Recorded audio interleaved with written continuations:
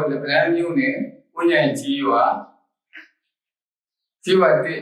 စီမံကိန်းရဲ့လူနေမှုအဖွဲ့ကောင်းဆောင်ဥအောင်ဆောင်မှုဖြစ်ပါတယ်။ဒီနေ့တွေ့ရတဲ့အကြောင်းကတော့ကျွန်တော်ရွာမှာကျတော့လေကျွန်တော်ကဒီစကားအလုပ်တွေကိုလုပ်ခဲ့ပါတယ်။လုပ်ခဲ့တဲ့အခါကျတော့ဒီရွာတဲ့ထူထောင်ရေးစီမံကိန်းကဒါကျွန်တော်တို့ဒီကြေးရွာဒီလိုင်းတော့မရပါဘူးကျွန်တော်တို့ကြေးရွာကိုဒီစီမံကိန်းလေးရောက်လာတယ်ဆိုတော့ဒါကျွန်တော်တို့ပါဝင်မှုပြောတဲ့အတွက်ကျွန်တော်ဒီထဲမှာပါဝင်မှုပြုလုပ်ပါတယ်ပြုလုပ်ပြီးတော့ကျွန်တော်ကိုသင်တန်းတော့တက်ဖို့ပြောပါတယ်ကျွန်တော်လည်းကြေးရွာအတွက်မို့လို့ဒီသင်တန်းလေးကိုတက်ဖြစ်တာပါကျွန်တော်တို့တွေဒါတော့လေဒီလိုသင်တန်းမျိုးကိုမရောက်ခဲ့ဘူးပါဘူးရောက်မယ်လို့တော့မထင်ဘူးဒါပေမဲ့ဒီသင်တန်းကိုရောက်လာတဲ့အခါကျတော့လေကျွန်တော်တို့ရောက်မှတည်တဲ့အသိပညာတွေနဲ့မဆိုင်အောင်တော်တော်လေးဥမာကောင်းမွန်ပါတယ်ကောင်းမွန်တဲ့ကျွန်တော်တို့အတွက်ဘုသူဒ္ဓဒီလည်းအများကြီးရရှိခဲ့ပါတယ်ရရှိတဲ့အတွက်ကြောင့်လည်းဒီသင်တန်းကိုတက်ရတာကျွန်တော်တို့အမတမကံကောင်းပါတယ်သင်တန်းကျောင်းကိုရောက်တဲ့အခါမှာကျတော့လေကျွန်တော်တို့တွေကလမ်းမှာလာတဲ့ခါကျတော့ပင်မနဲ့လာတယ်လာတဲ့ခါကျတော့ညကြောင်လည်းအချိန်မရှိရောက်ခဲ့တယ်ပေါ့ဆရာမတွေရောက်ခဲ့တဲ့အခါကျတော့ဒီကြဘယ်လိုများဖြစ်မလဲပေါ့ဒီကြတော့ဆရာမတွေကလည်းနူးနူးတူးတူးနဲ့အထုပ်ကြီးဒီမှာထား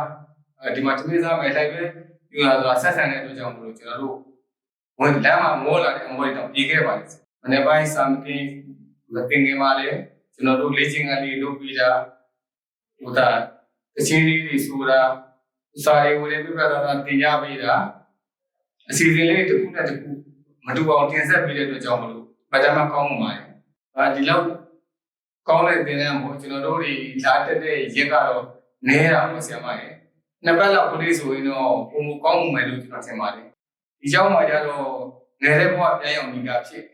အကုန်လုံးလေးတွေလောက်ဆောင်ပေးတာလေးတွေတယောက်နဲ့တယောက်မိုးလေးနဲ့ဆိုမင်္ဂလာပါလို့လက်စွမ်းလုပ်ဆက်တာလေးတွေကဗဒမကောင်းမှုပါတယ်ဒီတိုင်းမှုကလည်းကျွန်တော်တို့တော့ပါနေတဲ့အခါကျတော့ဒီလိုပဲကျုံလိုလေးပဲနေကြတယ်ဘာလို့လုပ်ငန်းကိုဦးစားပေးလုပ်နေတဲ့အခါကျတော့အဲ့ဒီဆိုလည်းဒီတိုင်းဖြောက်ပေးပါညာအဲ့ဒီမှာကျတော့ဒီသက်စီကံလေးတွေနဲ့အကုန်လုံးနေတိုင်းမူလေးတွေသက်ရကလေးတွေနဲ့မိုက်ကုန်းလေးတွေဆိုလည်းမိုက်ကုန်းနေရာမှာနောက်ဆုံးသပင်လေးတစ်ပြင်းအောင်မှပဲအဲမှာမရှိဘူးအဲ့ဒါကြောင့်မလို့ဒီတိုင်းမူလေးတွေကတော့မြင်ပါပါတယ်စားတော့နဲ့ပတ်သက်တော့လည်းကောင်းပါတယ်ဘာလို့ဆိုတော့ကျွန်တော်တို့ကျွေးတဲ့အခါမှာလည်းပုံစံပုံစံမျိုးလေးတွေဒါကျွန်တော်တို့ဒီတရားစခန်းမှာလည်းမြင်ဘူးလေပေါ့ကြိုက်တဲ့ဟင်းလေးကိုတတ်နိုင်တော့ထည့်ပြီးတော့မှနော်ပုံတိုင်းပုံဒီလေးပေါ့နော်ထည့်ပြီးမှဒါစားတယ်ဆိုတော့ကောင်းပါလေဒီနေ့ကိုတလူပြီးတလူမရိုးအောင်ကျွန်းဝေးတာလေးတွေကအမတန်မှကောင်းပါလေစီစဉ်မှုလေးတွေကောင်းပါလေခေါင်းထဲကိုရောက်ပါတယ်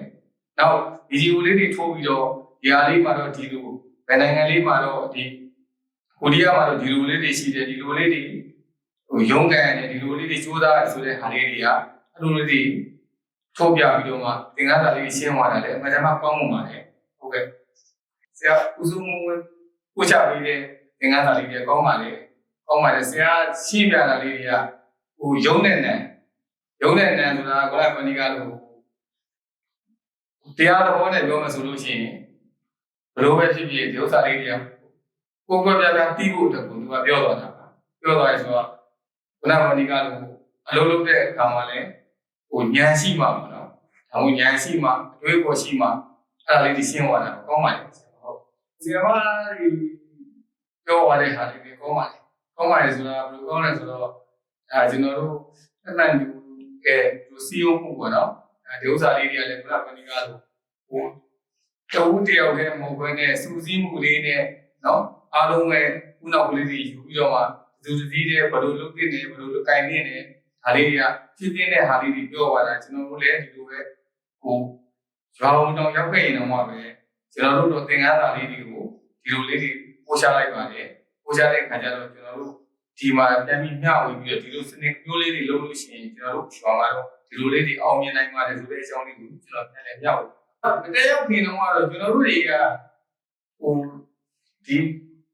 ဘယ်လိုပြောမလဲဆိုတော့ဒီပရိုက်တာအလုပ်တွေကိုတလုံးထဲတောင်တော်တော်များများလုပ်တယ်ဒါပေမဲ့ဒီလိုအပြင်မဲ့အတွေ့အကြုံတွေကြကျွန်တော်ကမရှိဘူးသင်တန်းတော့လုပ်ရတယ်ဆိုတော့လေရွာမှာပဲတဲနေတာပေါ့အခုဒီကိုရောက်လာတဲ့အခါကျတော့ဒီက တင်ကြားလိုက်တဲ့ဟာတွေနဲ့ဟိုကျွန်တော်တို့ဟိုမှာလုပ်တဲ့ဟာလေးတွေနေရာတော့လေးစားမှုတော့ရှိပါတယ်လေးစားမှုရှိပါတယ်ကျွန်တော်လည်းဒီလိုဒီတင်တိုင်းကျောင်းကပို့ချတဲ့အတိုင်းလေးတွေလှုပ်ဆောင်မှုပါတယ်လှုပ်ဆောင်မှုတဲ့အတွက်ကြောင့်မို့ကျွန်တော်လည်းထပ်တူကြတဲ့အတွက်ကြောင့်မို့ဓမ္မကောင်းမှုပါတယ်ကျွန်တော်ရွာပြန်ရောက်သွားလို့ရှိရင်တော့ဒီတင်တိုင်းကျောင်းကပို့ချလိုက်တဲ့ဘုဒ္ဓကြားအမြင်အကုန်လုံးပေါ့နော်ဒါကျွန်တော်တို့ဒီဘယ်လိုပြောမလဲဆိုတော့ကျွန်တော်တို့ရွာရောက်သွားတဲ့ခါကျတော့ကျွန်တော်တင်တန်းကျောင်းမှာတော့ဒီလိုလေးတွေပို့ချလိုက်တယ်အဲ့တော့ဟိုတို့ဘယ်လုပ်ငန်းလေးတွေတို့ဘယ်လိုလုပ်ကြမလဲတို့ဘယ်ဟာလေးတို့ဘယ်လိုကောင်းမှုလုပ်မယ်ဆိုပြီးတော့တိုင်းပြီးတော့ကျွန်တော်ကောင်းဆောင်ရွက်တော့ဘယ်လိုမှမစုံပြီးနိုင်တဲ့တိုင်းဒေတာကြီးအချို့ကလူတွေလည်းကျွန်တော်တို့လာပြီးတော့အခုဘာလုပ်ငန်းလုပ်လဲဒီရောဘာလုပ်ငန်းလုပ်လဲကျွန်တော်ရှီရောက်လည်းဝင်လာခဲ့ပါအခုဖုန်းနံပါတ်ကလေးပြီးခဲ့ပါအဲ့လိုမျိုး plan လေးတွေရရှိတဲ့အတွက်ပေါ့ကြောင်းလေကျွန်တော်တို့ခရီးပဲသွားအထောက်အကူလေးတွေရပါတယ်